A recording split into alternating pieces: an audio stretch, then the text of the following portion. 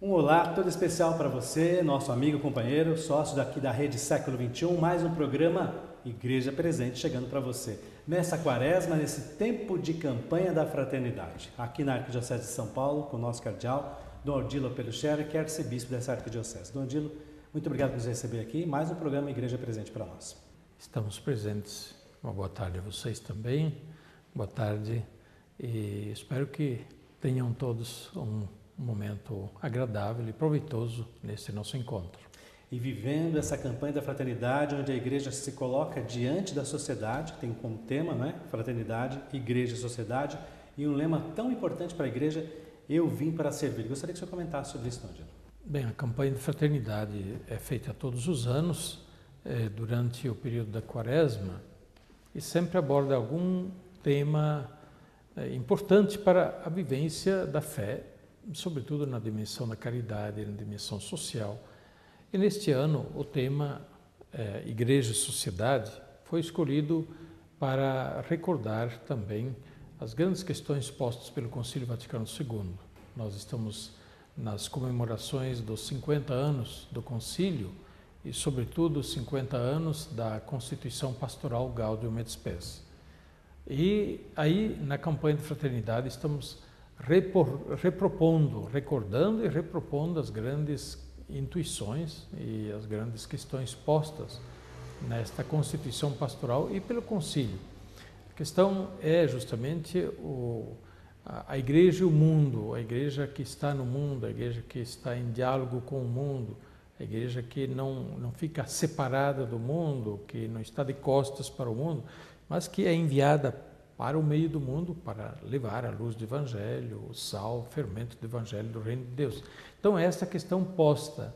E, é claro, como diz o lema, eu vim para servir, a questão da relação igreja-mundo, igreja-sociedade, é justamente para servir em nome de Cristo, servir as pessoas, servir as causas grandes em favor da pessoa, em favor do bem da sociedade, em nome do Reino de Deus, em nome do Evangelho. A igreja quer se mostrar que ela está inserida na sociedade, não a parte da sociedade. É bem por aí, né, Dom Odilo?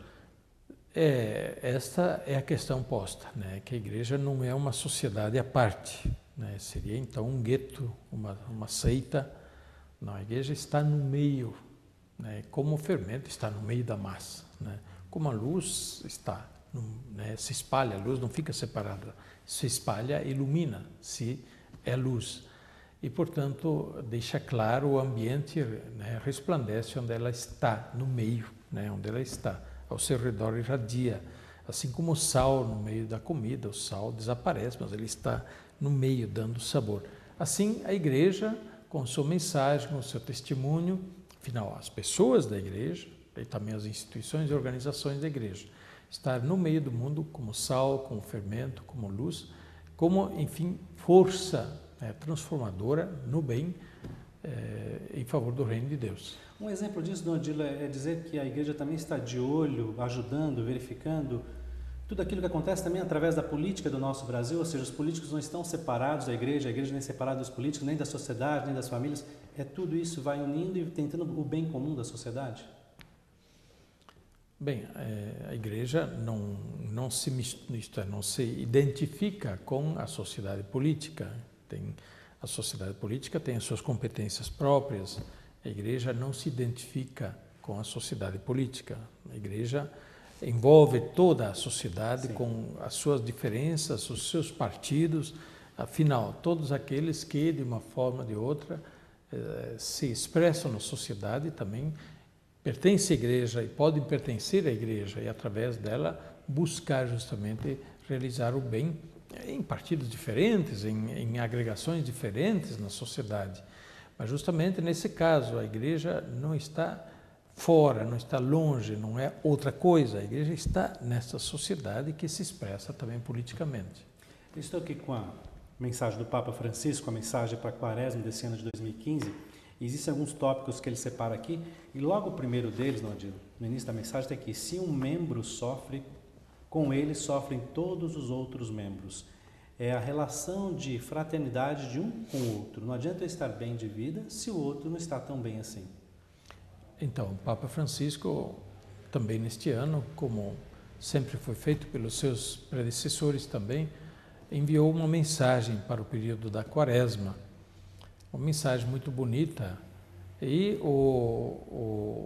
digamos assim, o foco desta mensagem é a fraternidade, é a superação do individualismo, do indiferentismo. O Papa põe muito destaque no conceito do indiferentismo, clamando pela superação do indiferentismo, a não globalização do indiferentismo. Então, o contrário do indiferentismo é justamente o interesse, né, no outro, nas situações do outro. Se alguém sofre, a gente se coloca ao lado. Isto significa justamente superar o indiferentismo. Isto cria tantos problemas, né? Tantos problemas de distorções, de injustiças, de corrupção. A corrupção tem essa mesma raiz, né? Buscar o próprio interesse, não se importando que o resto, né, perca, né, e que, por exemplo, o dinheiro público não seja aplicado para as obras boas, finalidades boas, mas acabe desviando para interesses privados. Então, superar o indiferentismo. E nesse sentido, o Papa também aponta justamente para a atitude de misericórdia, a atitude de compaixão, a atitude de interesse por toda a pessoa que sofre. Se alguém sofre, eu também sofro, né? Se alguém está feliz, eu também estou feliz. E isso não é só aqui para o nosso Brasil, né, Dom Odilo? Porque se nós formos verificar a campanha da fraternidade, embora ela aconteça só aqui no Brasil, a Quaresma ela vai sendo vivida pelo mundo inteiro. Nós temos que também ficar preocupados e sofrer com os nossos irmãos cristãos que estão sendo martirizados, que estão sendo mortos em outros continentes, em outros países do mundo. Bem, a mensagem da Quaresma, o Papa não enviou ao Brasil, enviou para todo mundo. O mundo inteiro. Né? A Quaresma é vivida neste tempo em todo o mundo cristão, mundo católico, sobretudo. E o Papa enviou a sua mensagem a todo mundo, todas as dioceses, todas as igrejas do mundo inteiro. Sim, essa questão do sofrimento dos cristãos perseguidos e até martirizados faz sofrer muito. O próprio Papa tem demonstrado aflição, preocupação com essa situação. Nós nos alegramos pela firmeza dos mártires que preferem morrer a renunciar a Cristo, renunciar à própria fé. Mas é muito triste que as pessoas não tenham liberdade religiosa, não tenham liberdade de professar a própria fé e sejam obrigadas ou a se converter a uma outra fé, ou a renunciar à própria fé, ou então ter que morrer. Então, realmente é uma agressão muito, muito séria aos direitos fundamentais da pessoa humana, da dignidade humana, e nesse tempo isso está acontecendo de maneira flagrante e preocupante. Odilo, nos últimos dias o senhor esteve com o Papa Francisco participando do consistório, né? Novos 20 cardeais foram nomeados pelo Papa, e eu queria saber se o senhor teve alguma conversa com o pessoal, com o Papa Francisco sobre esse assunto, ou se ele mencionou sobre isso com os outros cardeais nesse consistório, e até mais, gostaria que o senhor desse uma palavra para nós sobre o consistório, como aconteceu, a visão do senhor lá, que participou desse momento. Bem, ali havia quase 200 cardeais, e o Papa estava presente o tempo todo nas nossas reuniões com ele, mas é claro que não há espaço para conversa privada ou uma audiência privada neste tempo do consistório. O assunto é outro e, portanto, sim, a gente estava com o Papa estava o tempo todo conosco lá, assistindo às reuniões, ouvindo, porque o consistório justamente se faz como uma consulta aos cardeais, o Papa faz a consulta sobre os determinados assuntos, temas, e foi o que aconteceu, né? Durante 2 dias refletimos sobre 3 assuntos, basicamente.